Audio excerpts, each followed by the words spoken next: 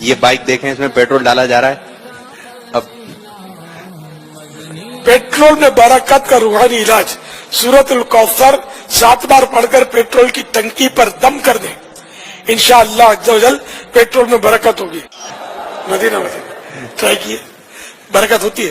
چلو بھائی، ہمارے اسلامی بھائی بتا رہے کہ پیٹرول پر سورہ کوثر پڑھ کر دم کرنے سے برکت ہوتی ہے. یہ مدنی پھول ان کا تجربہ ہے. 30% بچ جاتا ہے خرچہ 30% تقریباً. یعنی کہ سمجھو کہ 300 روپے کا پیٹرول کی جہاں ضرورت پڑتی تھی تو دم کرتے تو 200 روپے کا پیٹرول سے کام چل جاتا ہے. حال یہ ہے کہ بریلویوں کے خواب دیوبندی نہیں مانتے، دیوبندیوں کے خواب بریلوی نہیں مانتے، بلکہ بریلویوں نے لکھا ہے جی ہم خواب کہاں سے مانے. اسماعیل امبیٹوی دیوبندی نے لکھا ہے کہ میں نے خواب میں دیکھا کہ نبی علیہ السلام جو ہے پل اسراء سے گزر رہے ہیں تو گرنے لگے تو میں نے ان کا ہاتھ پکڑ لیا. نعوذ باللہ. ہاں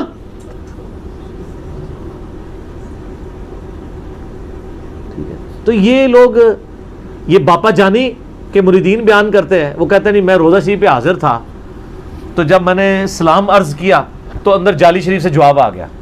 یعنی یہ جواب نہ سیدہ فاطمہ کو آیا کبھی، نہ مولا علی کو آیا، نہ سیدہ عائشہ کو آیا، نہ کبھی ابو بکر عمر کو آیا، باپا جانی کے مریدوں کو آ گیا. وہ کہتے ہیں جی میں حیران ہو گیا کدھر سے آواز آ رہی ہے، تو غور سے سنا تو جعلی شریف سے آ رہی تھی. حالانکہ اس کو پتہ ہی نہیں ہے کہ جعلی شریف کے پیچھے کوئی نبی علیہ السلام کی قبر تو نہیں ہے، پیچھے دیوار، وہ تو بہت دور ہے، قبر دیوار ہے ادھر. کوئی بندہ قبر کے باہر بھی کھڑا ہو کے بولے تو تب بھی جعلی سے باہر آواز نہ آئے. اچھا وہ کہتے ہیں جی وہ آواز آئی تو کہ میرے الیاس قادری کو میرا سلام کہنا. کہتے ہیں میں گھر آیا میں بھول گیا. سر یہ واقعہ آپ کے ساتھ ہو جائے اور آپ بول جاؤ، آپ عاشق رسول بھی ہو، چلو کوئی نجدی ہو تو بھول ہی جائے، کوئی مدنی تو نہیں بھولے گا نا. بالکل صحیح. کہتے ہیں میں گھر آیا بھول گیا. ایک دن کیا ہوا کہ میں نے وہ کہتے ہیں میں نے ٹی وی چینل لگایا ہوا تو وہ اذان کے دوران نا روزہ شریف کی جعلی انہوں نے دکھائی، کوئی ریکارڈنگ اذان کی چل رہی تھی، اس دوران روزہ شریف کی جعلی دکھائی تو کہتا ہے ٹی وی میں سے آواز آ گئی تو نے ابھی تک سلام نہیں پہنچایا. اور سر یہ لکھا ہوا ہے باقاعدہ انہوں نے، جیسے تبلیغی جماعت کی وہ کارگزاری ہوتی ہے نا سناتے ہیں آ کے، اس طرح دعوت اسلامی والوں نے اس کے اگینسٹ ایک ٹرم ڈیوائز کی ہوئی ہے، دعوت اسلامی کی بہاریں. وہ کارگزاری کو یہ کہتے ہیں اور یہ ریٹن میں ہے. کہتے ہیں پھر میں پہنچا تو میں نے جا کے وہاں پہ، اور میں آپ کو بتاؤں ان خوابوں کا تو مجھے نہیں پتا، پرانے جتنے خواب تھے نا ان سے تو یہ لوگ رجوع کر چکے ہیں. پرانی فضان سنت کے سٹارٹ میں خواب لکھا ہے کہ نبی علیہ السلام کی زیارت ہوئی ملتان میں. ایک اسلامی بھائی کا الفیہ بیان ہے کہ الیاس قادری کو میرا سلام کہنا اور ان سے کہنا کہ آ کے وہ ملتان میں اجتماع کریں. ایک نابینا اسلامی بھائی کا بیان ہے. سر وہ بعد میں جب تحقیق کی، اجتماع تو خیر ہو گیا، کئی سالوں بعد اس نابینا نے کہا کہ الیاس قادری صاحب ہمیں اپنی یعنی ملتان کے لیے اجتماع کے لیے وہ ٹائم نہیں دیتے تھے تو میں نے خود سے خواب گھڑ کے بیان کر دیا تھا. خواب دیکھے ہی کوئی نہیں تھا، اس پہ پورا اجتماع بھی ہو گیا ہے، اور اجتماع میں بھی یقیناً اناؤنسمنٹ ہوئی ہوگی کہ اللہ کے نبی نے کروایا ہے. کتنے لوگ وہاں پہ روئے ہوں گے. میں خود یعنی کئی رائے وینڈ والوں کو ملا ہوں، وہ کہتے ہیں کہ نبی علیہ السلام صحابہ سمیت رائے وینڈ اجتماع میں آتے ہیں. میں رائے وینڈ اجتماع میں بھی جاتا رہا ہوں، اس سے پہلے دعوت اسلامی کے اجتماع میں جاتا رہا ہوں، وہاں بھی ہم سنتے رہے. سر ہمیں تو بڑے اجتماعات میں بشارتیں ملی ہوئی ہیں، آپ لوگ پتہ نہیں کیوں ہمیں گالیاں نکالتے ہیں، ہم تو کئی بار بخشے گئے ہیں اجتماعات میں. ظاہر ہے جب جنت کی بشارتیں ملی ہیں تو میں بخیا ہی ہویا نا. رائے وینڈ بھی ملی ہوئی ہے تے ملتان اجتماع بھی ملی ہوئی ہے، پھر بھی کہتے ہیں گمراہ ہے. گمراہ کتوں اسی تے بخش تواڈے اجتماع تو اسی جنت دے ٹکٹ لے کے آئے ہویا، تے اگر میرا ٹکٹ جعلی ہے تو پھر تواڈے ٹکٹ کیوں ہوئے. ٹھیک ہے نا. تو یہ اس طرح کے نا یعنی وہ خواب بیان کرتے ہیں. صحیح بخاری میں حدیث ہے، نبی علیہ السلام نے فرمایا سب سے بڑا جھوٹا وہ ہے جو جھوٹا خواب بیان کرتا ہے حالانکہ اللہ نے اس کو نہیں دکھایا ہوتا. اور سر جھوٹے کا مطلب آپ پھر سمجھ لیں، لعنت اللہ علی الکاذبین، جھوٹوں پہ اللہ کی لعنت. اور اللہ کی لعنت کا مطلب کیا ہے؟ اللہ کی رحمت سے دور. اللہ کی رحمت سے دور کا مطلب کیا ہے؟ اللہ کے عذاب کا مستحق. بڑے کبیرہ گناہوں میں سے ایک جھوٹ بولنا ہے. اور یہ لوگ جھوٹے خواب، وہ بھی نبی علیہ السلام کے، اور نبی علیہ السلام پہ آپ جھوٹا خواب بیان کریں گے پھر آپ پہ وہ والی حدیث بھی لگے گی بخاری و مسلم کی جس نے میری طرف جھوٹی حدیث منسوب کی. حدیث کا مطلب صرف نبی علیہ السلام کا فرمان نہیں، ان کی طرف جو بات منسوب کی وہ اپنا مقام دوزخ میں دیکھ لیں.